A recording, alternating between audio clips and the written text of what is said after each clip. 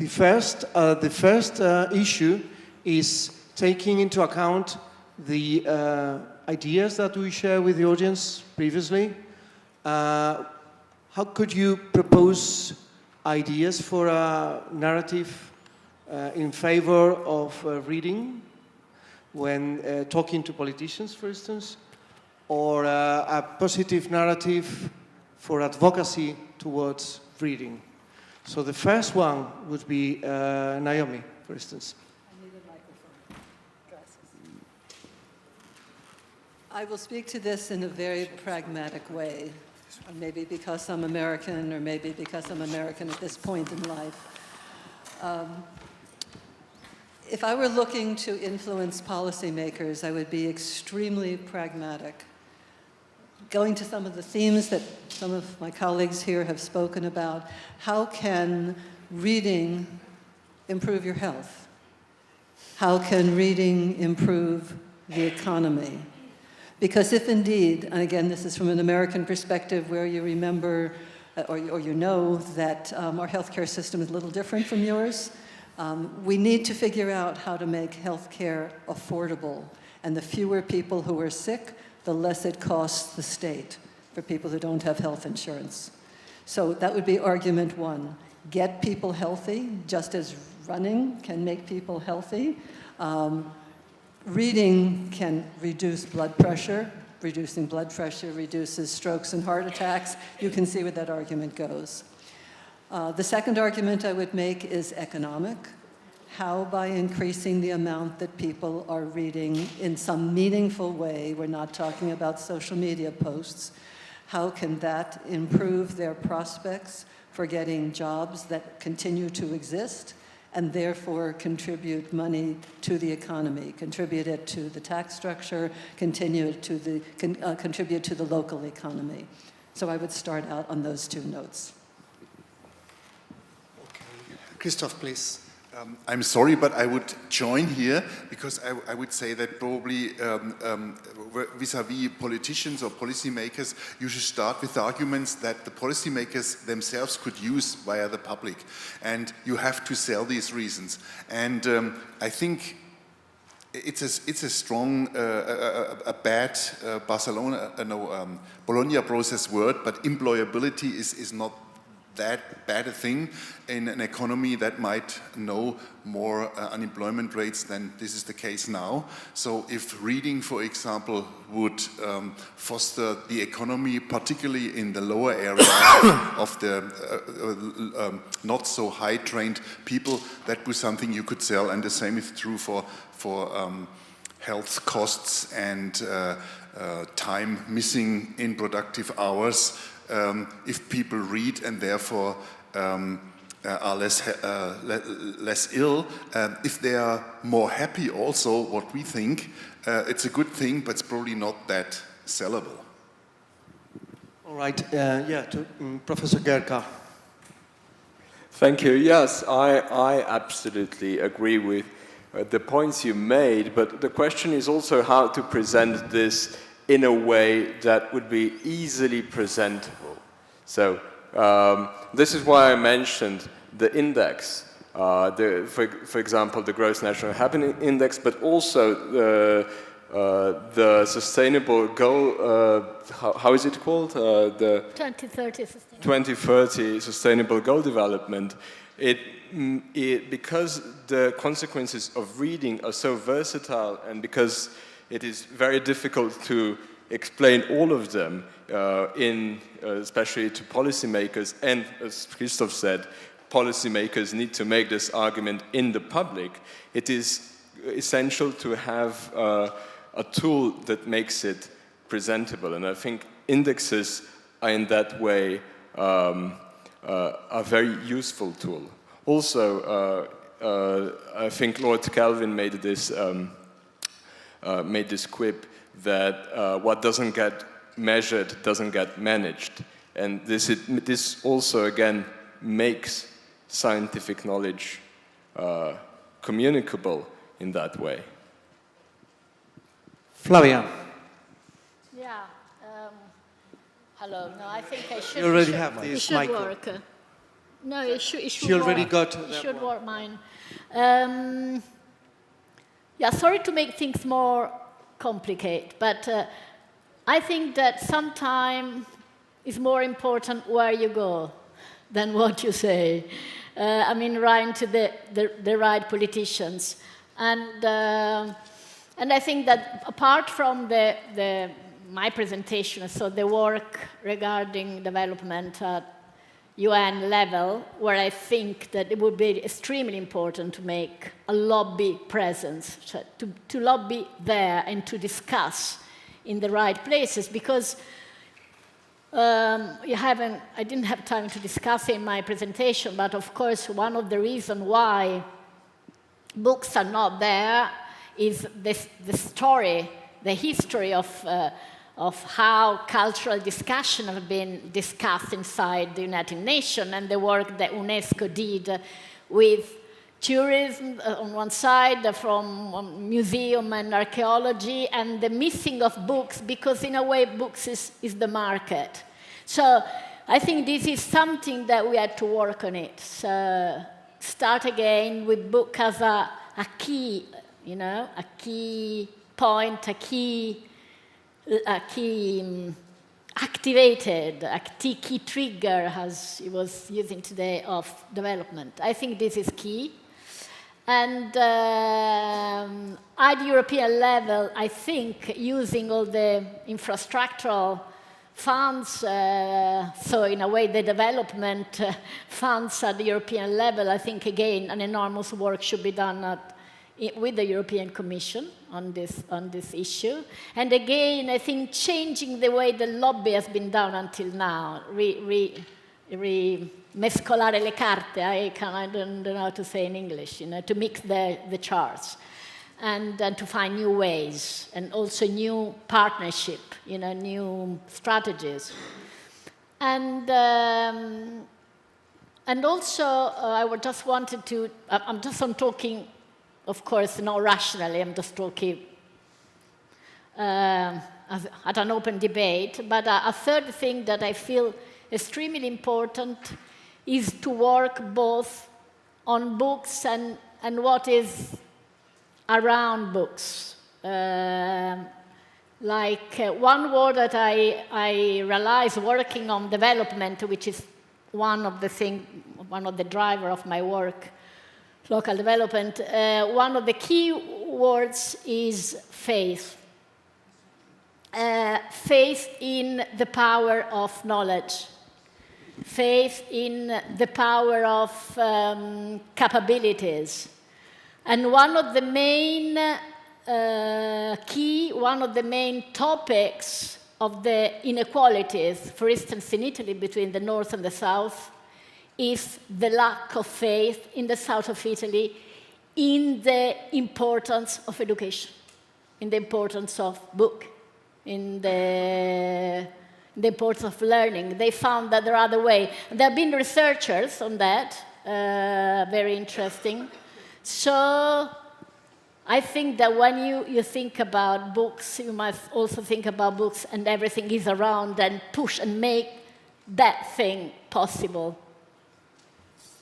Mm-hmm. Emanuele, please. Thank you for let me speak last because I had no idea. So when we first published the findings in 2013 that I started my talk with, David and I were in the United States, in New York, both of us, and people all over the country invited us to give speech about this research. Not cognitive science department where we were, but humanities department. And Naomi, being in America, knows probably the situation. I think it's the same everywhere. But they perceived us as, it was a funny moment, they perceived us the saviors of humanity, because suddenly we were showing that reading novels was good for you. We played along and we went and talked, and it was funny. It was funny it's like, my little experiments are going to save the humanities from lack of funding, because that's what it is, right? Lack of funding through public money or private foundation in the United States. So I'm not convinced that I mean, of course, it's important, as you all agree with each other, it's important to convey the many benefits of reading and the many benefits of reading, deep reading or slow reading, or all of this. Qualify that. Of course, it's important. I'm not sure that that politicians don't know that. It's almost like, fortunately, I don't think any politician would say, no, reading is really bad for our kids. Let's teach them something else. So I'm not sure that that's really, we can do that. I don't think that's really the problem. The problem is, okay, we're all convinced. How are we going to do this? The European Union can give us, 50 million euros in Italy to do this over the next 3 years. We wouldn't really know what to do. We wouldn't. I don't think there is any of us here, at least I don't, and I haven't seen anybody that says, oh, that's how we make our children read again. Make our children read again. Sounds ominous as a slogan, but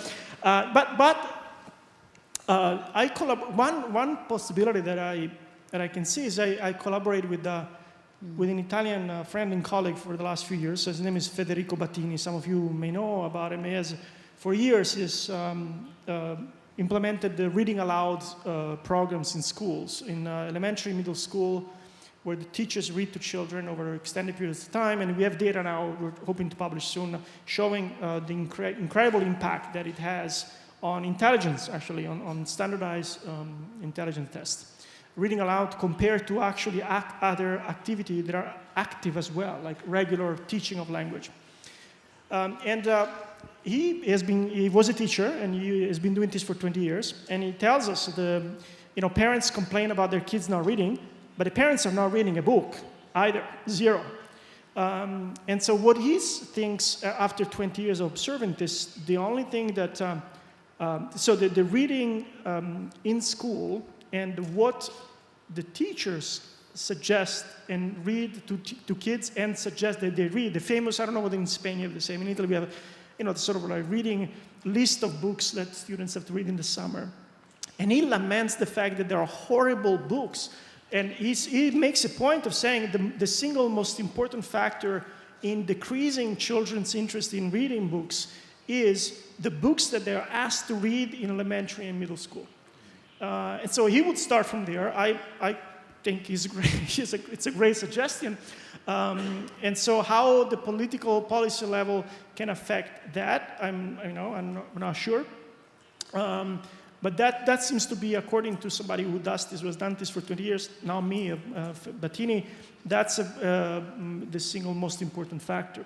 And it's very actionable. It's not something that is convincing anybody of the utility of something. We're all convinced, but if we push and always give these horrible books to read that we consider, for some reason, good in the 1950s when Italy did the Italian school program, and it's still the same, then kids read more. Kids read more, they enjoy books, they talk about books. That's what we observe in our research interventions. So you also talked about policy making, but also about the content of the initiatives that could be put in play. Maybe we can talk a little bit more about that, but first of all, Maurizio, your take on this. No? This? Yes? Okay.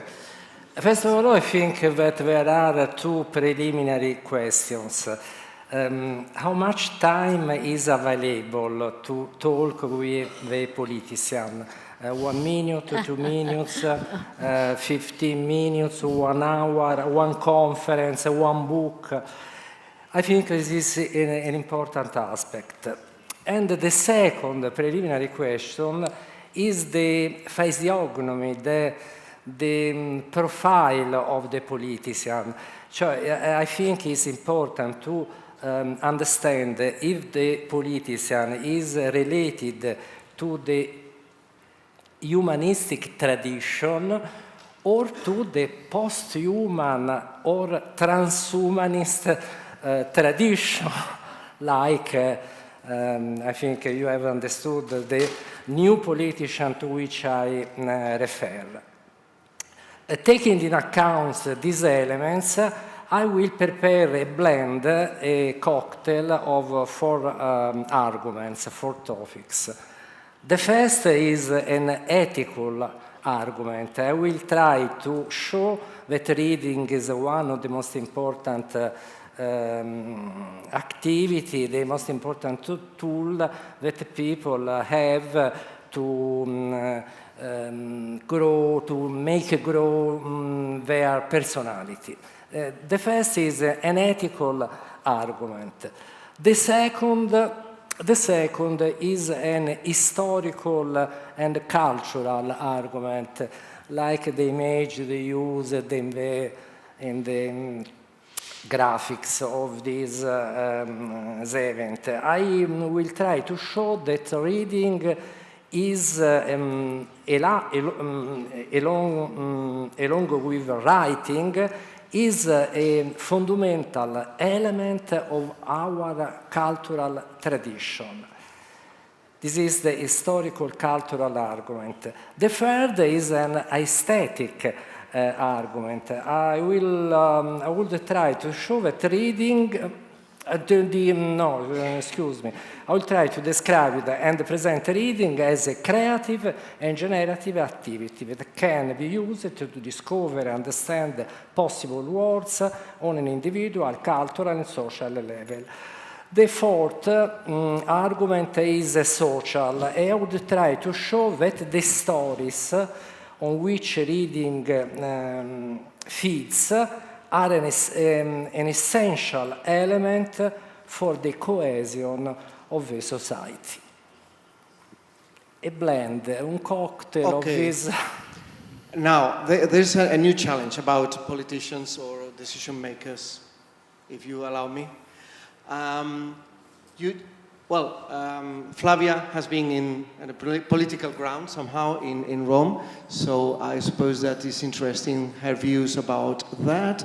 But sometimes I think that those among us that we are talking and we are working all the time with reading promotion and talking to politicians, that we think that our mindset is something that they share with us.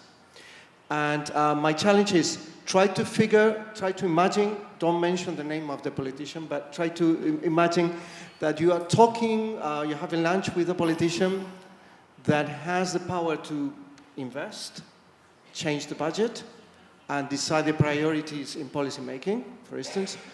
And try to imagine that you can explain something that could be compelling, convincing to him, to her, because it's something good for them, not for the society.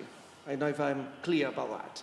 So they have to be convinced that the proposal is useful because it would make more successful the program or the economy or the situation of the country in 5 years' time.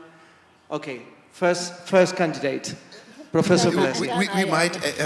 We might have to split it up in different political mindsets. I start with the conservative one. For conservative politicians, we could say in taking it away from Flavia, saying that fostering books means fostering everything that's around it, could mean for a conservative politician to say that we have to create a culture of effort. And there's no way around breaking, for example, the barriers mental barriers in certain kinds of families where, for example, there is not support to effort and, for example, reading for cultural, social, or whatever reasons. Just saying that if you get people and pupils at all levels just through to have as many people with some kind of graduation as possible does not solve the problem. And this has worsened within the last weeks, are societies which have a lot of tasks, starting with the Sustainable Development Goals, but that's not all. And only if everyone uses his brain by, for example, doing an effort and read, we will not be able to solve these problems, and this will fire back on all of us. Maybe even more for the ones that are disadvantaged now.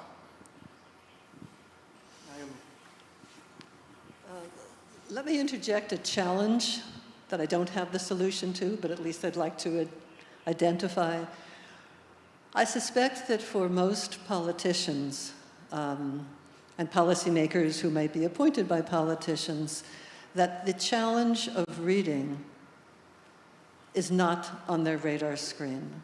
And that going back to this notion of reading as being something invisible is probably more the case. And the assumption, I suspect, I can't vouch for each country, but at least in some places, the assumption is it's somebody else's business to take care of that. Isn't that why we have an education budget? Isn't that why we have public libraries? Done, I don't have to think about it. So it seems to me that in some ways, the most important challenge is not the really articulate arguments that my colleagues here are suggesting, but rather to do something that gets their attention. And even if it's misrepresenting the reports on theory of mind as opposed to empathy, and it gets into the New York Times, and people say, oh, there might be something to reading. It might be a good thing to do. Or it might be some example of something that happened in a school, again, such as, do you know what's happening in these schools in Italy? They're reading aloud during class time. And you know what? It's making a difference. So that's taking one datum or another datum, they both happen to come from your research, but it's taking something that's so tangible as opposed to a larger principle, which is true, but not one that's easily identifiable with. Flavia, please. You have the mic. I have a theme. I have an idea. Great. Maybe crazy idea, but because one of the narrative of this, age we live in is the danger of digital transformation. This is something that we go on reading it about fake news and the risk of fake news and the risk of misinterpretation and the risk of echo chambers. And so we have this scare. Also, this, we try to clarate also with the young people, just be careful about what's going on. But why we cannot completely rechange? Because one of the things that we experts always say that we have to change the narrative. We have to also think about what can we do nicely with artificial intelligence. How can we change artificial intelligence to take the best out of it? Because there is a lot in it. And why don't we use book because of that? Why don't we say, against, this is, in a way, it's an easy recipe. Against thinking a bit about very difficult detectors of fake news on digital means or very difficult stuff, let's just read books. Because, knowledge in complexity of the words gives us all the anticorps being able to, realize and detect fake news on how to handle technology with another way. So just read books, and you can face technology much better than you do. It's not bad, Good. More ideas? Well, I remember 20-something years ago, I was in Trento. Professor Castano is teacher in the University of Trento. I was in a meeting with Piero Atanasio and some other people. I remember that then I discovered research that tried to explain a kind of correlation between level of education and, frankly, they would say level of proportion of readers in each of the regions in Italy. It was made by Gaffeo, Professor Gaffeo, and some other one, and trying to explain that there is a correlation between the evolution during 80 years or 100 years in Italy between the level of reading and the economic, frankly, the income for families. So the northern regions are have a bigger proportion of readers and they are richer. This is the kind, don't you think that this is the kind of very clear, maybe simplistic way of explaining things that the politicians could understand, because I remember that my Ministry of Culture told me when she was resigning, or there was a change, that, okay, Luis, you are the only one that didn't create any problem for me. Why? Because promoting reading is a problem for any politician? I don't think so. So what do you think about these simplistic correlations that you also implied, Jaka? Correlations between reading and other kind of values for the politicians? What kind of values do you have in mind? Economy, creativity, respect for the others, I suppose. I mean, social behavior, well-being, less expense in health system, probably. This kind of values. Well, yes, I think, the thing is that talking about these abstract notions in a setting like this is great because it's true and it's important. But like Naomi said before, all these values may be too abstract for politics nowadays. These values like democracy don't mean much in today's political discourse. More economic benefits mean more than values, in a way. So I think that more immediate concerns may be more effectful in communicating this. Okay, so we can share with them the world-in figures by the Economist, and you can have the information about the economic growth in Singapore, Korea, other countries, Japan, and the proportion of readers. One more dimension to add, please. Different countries have different concerns about the social and intellectual and spiritual well-being of their populations. And you look at countries, including Spain, including much of Europe, where you have a tax structure that goes to support a lot of intangible values. So if you have a politician here saying, I care about your psychological well-being, I care about democracy, that resonates in a way that it doesn't in countries where there isn't that emphasis on shared social commitment, supported economically and supported in a public context, such as an organization such as you head, and an emphasis on reading for the populace. I'd love to see this in the United States. I don't. So the answers that you're seeking, I think, have to be geared to what the social temperature is, if you will, of the political scene and the commitment to the public good. And that differs very much from country to country, or shall I say from continent to continent.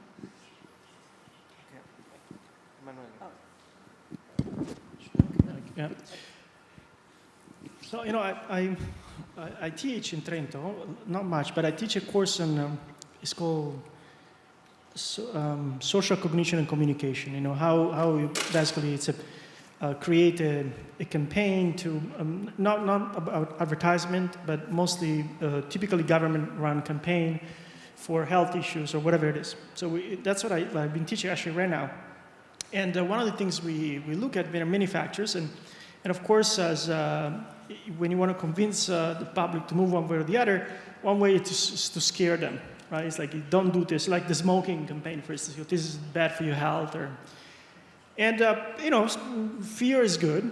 I mean, it motivates people, but the critical factor that, you know, research shows on this is that there's no point. And the equivalent is basically go to politicians and say, look, our economy is going to sink if we don't intervene here, because, you know, reading is such an important skill. But even if we're good to do that, and we can scare them, so to speak, in that regard, politicians or the public, then we all know from all the research on persuasion and attitude changes that it's not enough.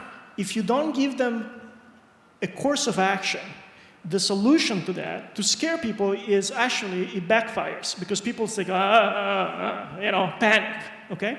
So and I think I'm a little bit repeating what I said before. I think, I don't want to put anybody on the spot, but, if you were the fully convinced person that reading, and also we're talking about different things, right? I think the correlation that you mentioned, Luis, at the beginning, in Italy, for instance, is literacy. So the level of literacy, of course, it correlates with economic growth, but it also, the causation is not clear, right? There's also the more resources you have, especially if you look at 100 years, we were able to send kids to school, which were not before. So, but even, simplifying and saying literacy, reading, maybe at a certain level, a deeper level, it has all these positive concepts.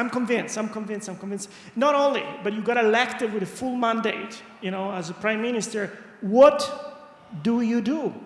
We're all convinced here. I mean, I don't have, I mentioned what Federico does, I think is a good thing. For instance, if I were the Minister of Education in Italy now, I don't think I could do it, but I would say, okay, from now on, elementary school, this is the program, we devote, 25% of schooling time in reading. Individual reading, share reading, all this, 25% of the time. So that would be my thing. And I would say, okay, we know it has a good impact. We already know, the research shows it. And most likely, that we also have indications of that, is going to make people readers on the long term. So that would be something actionable. Because I don't think that we have to frame it in different ways. I agree with you. Depending on who you're talking to, you have to stress different things. But I don't think that's the issue. It's not a controversial point, this one.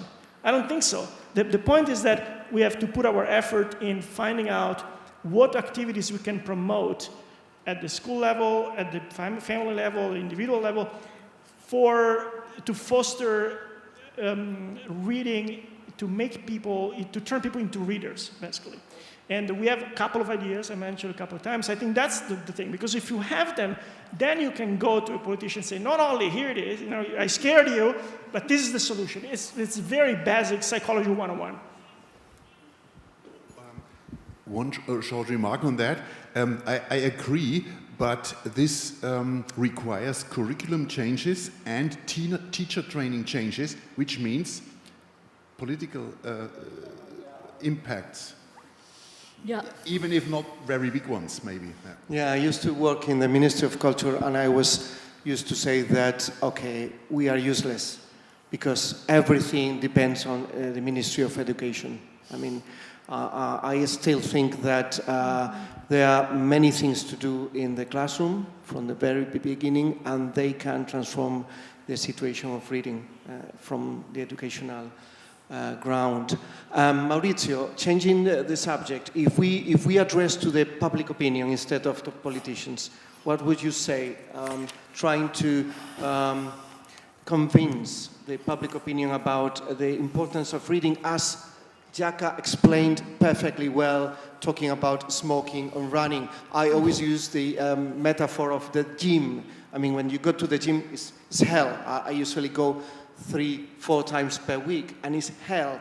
But you can see how good it's working for you. So the effort and reading, high-level reading, is an effort. Is profitable somehow. No, finally, is rewarding. So. Okay.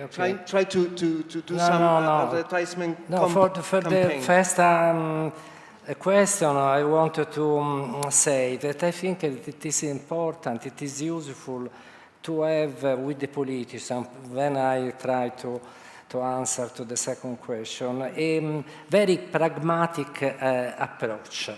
In the last years, I have tried to develop lines of applied research, because I think that we can define a goal, a specific goal. In your slide there was the word prototype. To define, to go toward this prototype. I think that it could be better understood, but politician media, not the transhumanist. For the second question, is the same what I told before.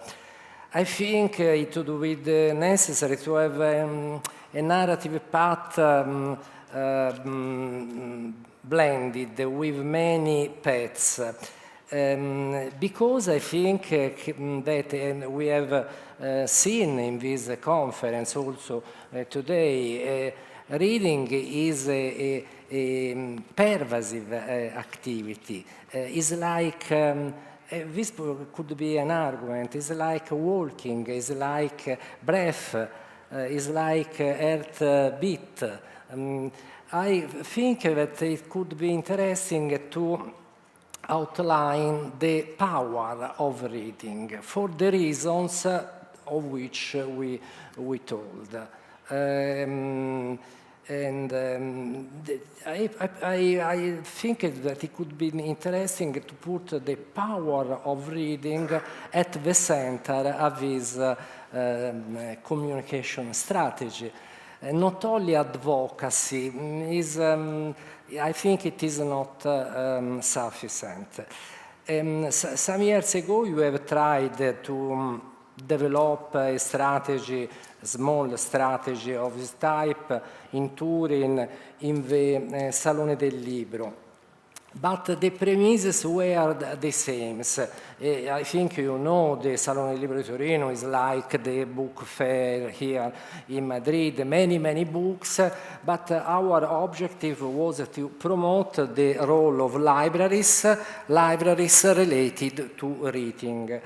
And we develop a project. The project, we give to this project a simple name, in Italian La Biblioteca nel Salone, Library in the Book.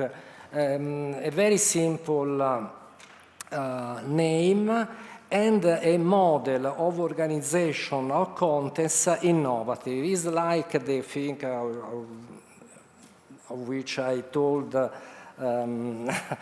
before. And we organized the content of books like, diciamo, powerful graphs. And it was interesting, this activity. For this reason, I think that of the center, we should try to define some strong element at a metaphorical, symbolic, and cultural reason. So this is a kind of internal trigger in terms of marketing. Just for finishing with the approach from Professor Vivarelli, what would be your proposal for the public opinion? One word, one sentence, I don't know, a statement, something like that, trying to convince the people that reading is a good thing for them. I'll start with a simple example of what I call, and we would all call, storytelling. People listen to stories, they have for millennia. If I wanted to encourage people to think about why reading matters, I would tell them the story of, in this case, Frederick Douglass. Frederick Douglass was a slave in the United States, and he had a curious path by which he learned to read. And he writes about it in his autobiography. And in a short passage of just a couple of paragraphs, he explains how reading, learning to read, has totally changed his life and turned him into the powerful figure that he became. That kind of a story gets to the heart and says, you have been enslaved if you don't know how to access this. You have been losing out if you don't have access to this incredibly powerful tool. I would start there. Emanuele. I keep it simple. I think it's the book, stupid. That's a paraphrase of the classic slogan post-elections. You know, it's something that is playing all the role, and that's what it is. And also, from what I know, it's like you have to create a little bit of uncertainty, make things not too clear, and that is going to increase the chance that people are going to try to find out what you mean by it. So I think I'll go with that. It's a catchy slogan too, right? Catchy. It's catchy, yeah. It's catchy. Great. Christoph. I would say if I'm really tired and empty, for example, in a delayed train, then I sometimes go through social media, typically YouTube Shorts, and I do that for an hour, and then I feel really bad. Studies show and experience from people I know that this is much worse for 14 to 16-year-old girls having gone through Instagram for a while. And so I would say, read a book and you feel better. Flavia. I could say two different things. One is more related to my background. That would be you need to work on social economic aspects, and then you can work on that. That would be my real rationale. But then we could also use the brilliant, work they're doing to say, do make it sexy. I mean, as reading books, as running suddenly becomes sexy, which is a mixture of sense of if you do, it's cool to do, it's also good for your body, probably, but it's also something that, is perceived as a cool thing. So make it cool. Yes, I agree. It's what came to my mind when we were discussing this ahead of the event was the parallel with blue zones and then Buettner in America. So for those who don't know, blue zones are longevity hotspots, where people live the longest. And Dan Buettner calls himself a researcher, but he's mostly a promoter of those ideas. And he's doing that. He made Americans eat beans instead of burgers. So what he was successful in was in making something that was not sexy at all. So eating beans into something that Americans were happy to take up. And we should find a way to do something like that with reading. Pues muchísimas gracias. Ahora acabamos. En el fondo, la idea casi es que we should have another event on marketing for reading promotion. Y que hemos estado aquí aprendiendo mucho todos en una dinámica que espero que haya sido agradable para todo el mundo. Y seguiremos organizando cosas de este tipo. Así que muchísimas gracias por vuestra presencia y por todas las conversaciones que hemos podido tener durante el almuerzo, que ha sido muy agradable. Muchas gracias.